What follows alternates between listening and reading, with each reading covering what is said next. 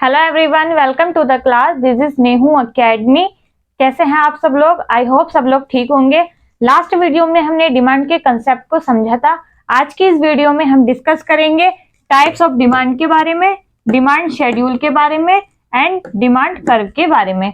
सो आइए स्टार्ट करते हैं। डिमांड के दो तरीके के टाइप्स होते हैं, individual demand and market demand. Means demand दो तरीके की होती है।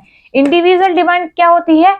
अगर हम पूरे मार्केट की बात करें, होल मार्केट सिनेरियो की बात करें, तो एक मार्केट में बहुत सारे कंज्यूमर होते हैं, डिफरेंट डिफरेंट तरीके के कंज्यूमर होते हैं।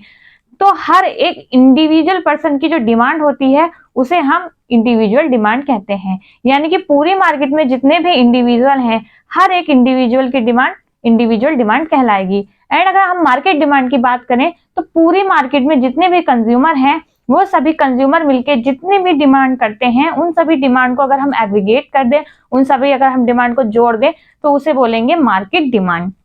So individual demand, quantities of that commodity that the individual is willing, able and ready to buy at each possible price during a given time period। यानी कि एक इंडिविजुअल डिफरेंट प्राइस पे किसी commodity के एक particular time में जितनी भी क्वांटिटी खरीद रहा है, उसे बोलेंगे हम इंडिविजुअल डिमांड। फॉर एग्जाम्पल, अगर एक इंडिविजुअल एक पेन की डिफरेंट प्राइस पे जो क्वांटिटी खरीद रहा है, वो होगी हमारी individual demand. Market demand for a commodity is the sum of quantities demanded by all consumer at each possible price। यानी कि मार्केट में जितने भी कंज्यूमर हैं, वो सभी कंज्यूमर किसी एक पर्टिकुलर प्रोडक्ट की जो डिमांड करते हैं, उन सभी डिमांड को अगर हम जोड़ दें तो उसे बोलेंगे हम मार्केट डिमांड। फॉर एग्जाम्पल, जितने भी कंज्यूमर मार्केट में अवेलेबल हैं, वो सभी डिमांड कर रहे हैं किसी एक पेन की, तो जितनी भी पेन की डिमांड हो रही है, उन सबके द्वारा उनको अगर हम जोड़ देंगे तो उसे बोलेंगे मार्केट डिमांड। तो आई होप आपको ये समझ में आ गया होगा कि what is individual demand and what is market demand. Individual demand means individual की demand, market demand means all consumer की डिमांड। सो इसका स्क्रीनशॉट ले लीजिए। अब हम डिस्कस करेंगे डिमांड शेड्यूल के बारे में कि what is demand schedule. Demand schedule एक टेबल होता है जो किसी कमोडिटी के प्राइस एंड क्वांटिटेटिव डिमांड के बीच रिलेशनशिप को शो करता है।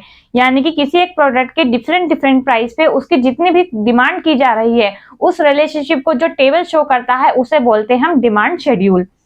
Demand schedule is a table that shows different price of a commodity and quantities of that commodity at each possible price। यानी कि एक commodity के डिफरेंट प्राइस पे उसकी कितनी डिमांड की जा रही है, इस रिलेशनशिप को शो करने वाली टेबल को हम बोलते हैं डिमांड शेड्यूल। डिमांड शेड्यूल दो तरीके का होता है, individual demand schedule and market demand schedule. तो एक ऐसी टेबल जो इंडिविजुअल की डिमांड को शो करती है, उसे बोलते हैं इंडिविजुअल डिमांड शेड्यूल। यानी कि एक इंडिविजुअल पर्सन एक प्रोडक्ट के डिफरेंट प्राइस पे उसके कितनी डिमांड कर रहा है, इस रिलेशनशिप को शो करता है individual demand schedule. For example, एक प्रोडक्ट है, उसके प्राइस जो है वो 5 है, तो जो मिस्टर राम है वो उसकी डिमांड कर रहा है 1। इस तरीके से अगर प्राइस कम हो जाते हैं तो डिमांड बढ़ जाती है, तो ये मिस्टर राम की डिमांड है। मिस्टर राम किसी प्रोडक्ट के डिफरेंट प्राइस पे उसके जितनी भी डिमांड कर रहा है, उसको रिलेशन को शो करेगा हमारा इंडिविजुअल डिमांड शेड्यूल।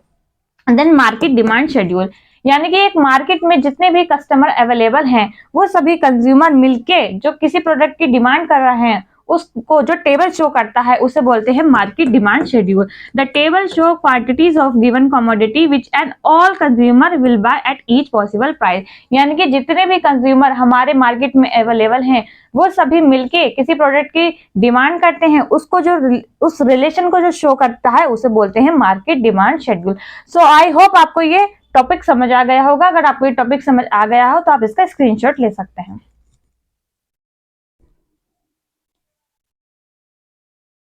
अब हम डिस्कस करेंगे डिमांड कर्व के बारे में। What is demand curve? तो the graphical representation of demand schedule is called demand curve. यानी कि जो डिमांड शेड्यूल हमने पिछले टॉपिक में समझा था, उसका अगर हम ग्राफिकल रिप्रेजेंटेशन करते हैं तो उसे बोलते हैं demand curve. Mean graphical representation of the demand schedule is called demand curve. यानी कि डिमांड शेड्यूल को हम ग्राफिकली रिप्रेजेंट करते हैं तो उसे बोलते हैं हम demand curve. The demand curve is a graphical representation of the relationship between the price of goods and the quantitative demand for a given period of time. यानी कि एक प्रोडक्ट के डिफरेंट प्राइस पर उसकी जितनी भी डिमांड की जा रही है, उस चीज को जो ग्राफ रिप्रेजेंट करता है उसे बोलते हैं हम डिमांड कर्व। डिमांड कर्व का जो स्लोप होता है वो हमेशा डाउनवर्ड होता है। ओ एक्सिस पे होती है हमारी क्वांटिटेटिव डिमांड और ओ वाई पे होता है हमारा प्राइस। तो इस तरीके से हमारा नीचे गिरता हुआ होता है demand curve. So I hope आपको ये टॉपिक समझ में आ गया होगा। अगर आ गया हो तो आप इसका स्क्रीनशॉट ले लीजिए।